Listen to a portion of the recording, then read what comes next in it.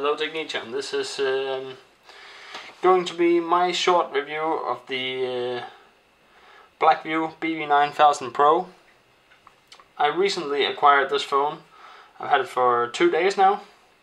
I want to give a short review and give my thoughts about this phone, how it feels so far. This phone is a $300 phone made by a Chinese manufacturer called Blackview. This version is the Pro version, which means it has 128 gigabytes of storage compared to the non-Pro version, which is 64 gigs of storage. It also have 2 extra gigs compared to the non-Pro version, which is 4 gigs, and this one is 6 gigs of RAM. Both phones uses the Helio P25 processor. That's an Octa core 2.6 GHz. They both have a 18:9 ratio screen. It is 720 by 1440 or something. So it's not the most detailed screen, because the screen is actually pretty good. It's just not as detailed as you might find on other flagship phones from other brands. It has a dual camera on the back, which is also a nice feature for a rugged, waterproof, dustproof phone like this one. The dual cameras on the back here is manufactured by Sony. The rear camera here is a 13 megapixel and a 5 megapixel. And the front camera, I believe, is an 8 megapixel. It also have a flash here, and underneath the cameras there is a fingerprint reader. The positioning of the fingerprint reader could have been better. It has a similar feel to when you touch the camera, so when you're not looking, you can accidentally touch the camera instead, and then you're thinking, why doesn't it unlock? And you have to look, and then you put your finger in the right place. The phone, as you see it, is quite big, even for my hand. I'm having a little trouble reaching the farthest corners of this phone with my thumb. It uses the Android 7.1, which is the latest Android version. This phone doesn't have a jack port for the headphones that comes with it. So when you want to use the headphones, you need to pull out this plug right here and stick in this little transformer thing that comes with the phone. This one is not very big, and it might get lost, and then you have a problem with your headphones. Also, when you only have like one port to connect everything. You need to charge through this port, you need to use the headphones through this port. That puts a lot of stress on that port, especially if you're using headphones a lot. The feel of this phone, it feels really rugged, which is supposed to, because it is a rugged smartphone. It has sort of a rubbery feel to it.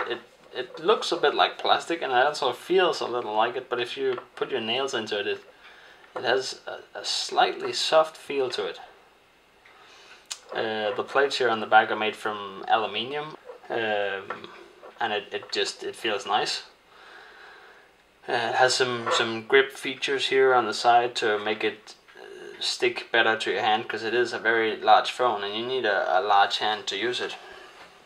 It has a 4180 milliamps battery capacity. The buttons are positioned really nice. I can reach them all with my thumb. There's this smart key function down here that you can assign to different functions. When I unlock the phone, I can hold it down and it will open the camera. I can also set it up to double tap and it will turn on the flashlight. The sound quality when you call, it's excellent. It has the ability to really make some noise. So if you're in a very loud environment, you will still be able to hear who you're talking to. I believe I have it on half volume at the moment, and that is equivalent to maximum volume on this one. The phone uses a USB-C type of connector here at the bottom, which means that it will charge.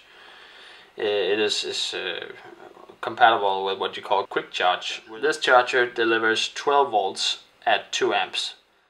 I don't know if I wipe this off a little so you can see it better.